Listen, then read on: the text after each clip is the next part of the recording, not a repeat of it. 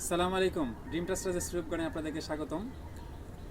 আজকে হচ্ছে 27শে এপ্রিল 2024 সাল। আমরা এই মুহূর্তে যে গাছের সামনে দাঁড়িয়ে হচ্ছে, এটি একটি তেঁতুল গাছ। এটি একটি মিষ্টি তেঁতুল, থাইল্যান্ডের জাত, যদিও এটা মিশরে হচ্ছে এটা অরিজিন। তো এই মিষ্টি তেঁতুল গাছে আমার সামনে দাঁড়িয়েছি। গাছে তেঁতুল আছে অনেক, এবং এই সাথে গাছে অফুরন্ত ফুল আছে এখন। মানে এটা একটা 12 মাসি মিষ্টি তেঁতুল গাছ। ঠিক আছে, এই 12 মাসি মিষ্টি তেঁতুল গাছের সামনে দাঁড়িয়েছে। দেখেন, এটা একটা 50 লিটার হাফ ড্রামে রোপণ করা। এটা আমরা জৈব মালচিং করে দিছি কচুরি পানা দিয়ে, এবং গাছটা অনেক একটু বনসাই টাইপের একটা গাছ। গাছ ভর্তি অনেক ফুল আছে, অনেক ফুল আছে, এবং এখানে তেঁতুল আছে, এইতে তেঁতুল, এইখানে নিচে তেঁতুল আছে, গাছ ভর্তি তেঁতুল আছে।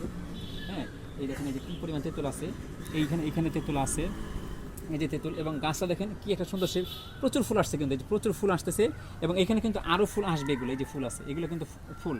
হ্যাঁ, এই যে ফুলটা দেখতে দেখেন, এরকম একটা বাঁধা আকারে আসবে, এরকম কিছু ফুল থাকবে। ফুলগুলো ফুটার পর এরকম একটা অপশন হবে, ফুলগুলো থেকেই আসলে ফলে রূপান্তরিত হবে। তো এটা আসলে আপনারা জানেন যে এটা আসলে খ্রিস্ট বংশ এর 400 বছরের পূর্বে কিন্তু থেকে এটা কিন্তু আসলে এই তেঁতুল গাছের উৎপত্তি, যেটা মিশর অঞ্চলে থেকে এই তেঁতুল গাছের উৎপত্তি হয়, এবং পরবর্তীতে দক্ষিণ এশিয়া সহ সুদান থেকে বাংলাদেশে আসে এই গাছগুলো। তো যারা হৃদরোগে আক্রান্ত, যাদের হচ্ছে ব্লাড প্রেশার বেশি, তাদের জন্য কিন্তু তেঁতুল খুবই উপকারী বিষয়, এবং শরীরে বিভিন্ন রোগ প্রতিরোধ ক্ষমতা এবং চিকিৎসার জন্য কাঁচা তেঁতুলের বাকল কিন্তু খুবই উপকার একটা বিষয়। বিভিন্ন রোগ ব্যাধির জন্য কিন্তু এই তেঁতুল কিন্তু ব্যবহার করে থাকে, এবং বিশেষ করে মেয়েদের কাছে খুব আকর্ষণীয় এবং সুস্বাদু একটি ফল এই তেঁতুল ফল। তো এটা একটা মিষ্টি তেঁতুল। তেঁতুল কাঁচা অবস্থায় এরকম ইষ্টপুষ্ট থাকবে, পেকে গেলে উপরে খোসাটা কিন্তু শক্ত হয়ে যাবে, ভিতরে কিন্তু পাকা ফলটা থাকবে। আসলে কিন্তু এটা কিন্তু ফলটা পেকে যাওয়ার পরে কিন্তু হচ্ছে গিয়ে মিষ্টি হবে, তবে কাঁচা অবস্থায় কেমন হয় সেটা কিন্তু একটু খেয়ে দেখা দরকার। যে আমরা একটু দেখি যে কাঁচা অবস্থায় আসলে তেঁতুলটা মিষ্টি কিনা, সেটা আমরা একটু খেয়ে দেখি আজকে।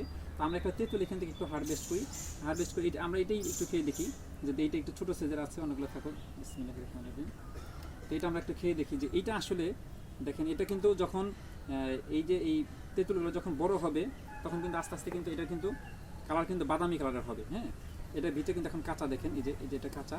এটা পেকে গেলে পূর্ণাঙ্গ মিশে লাগবে, তখন কিন্তু খোলাটা মচমচে হয়ে যাবে, ভিতর থেকে ফলটা বেরিয়ে আসবে। এটা বিচি থাকবে।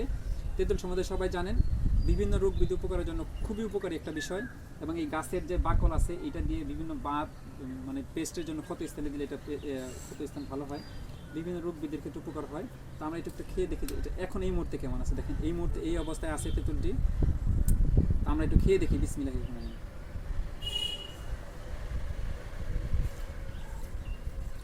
এখনও কিন্তু মিষ্টতা অনেকটাই ভালো, কিন্তু এখনও টক ফ্লেভার আছে। তো যখন পূর্ণাঙ্গ পাকার ভিডিও নিয়ে আপনাদের সামনে আসবো। তো শুকরিয়া, আলহামদুলিল্লাহ, যে আমরা জেনেছি যে একটা তেঁতুল গাছ 300 বছর পর্যন্ত বেঁচে থাকে। একটা 300 বছরের তেঁতুল গাছ, এটা বীজের গাছ হতে 10 থেকে 15 বছর সময় লাগে একটা গাছ ফলন আসতে। কিন্তু এটা আমাদের গ্রাফটেড একটি তেঁতুল গাছ, এখানে গ্রাফটিং করা আছে। গ্রাফটেড গাছ, এটা আমাদের গাছ রোপণের বয়স হয়ে গেছে 2 বছর 8 মাস। তো এই 7 বাগানে 2 বছর 8 মাসে রোপণ করার পরে এটা আমাদের কিন্তু অনেকবার ফল আসছে, কারণ এটা 12 মাসে রিসাইকেলিং হতেই থাকে। তো ধন্যবাদ। আসলে তেঁতুল কিন্তু আগে গাছে উঠে পেরে খেতে হইতো, কিন্তু এখন 7 বাগানে তেঁতুল ধরে ধরে খাবেন, এটা কিন্তু আসলে একটা অসাধারণ একটা বিষয়। তো শুক্রিয়া আবার আল্লাহ তাআলার কাছে, আলহামদুলিল্লাহ, রিজিক দিয়ে ভরপুর করে দেখে আমাদের এই গাছ থেকে।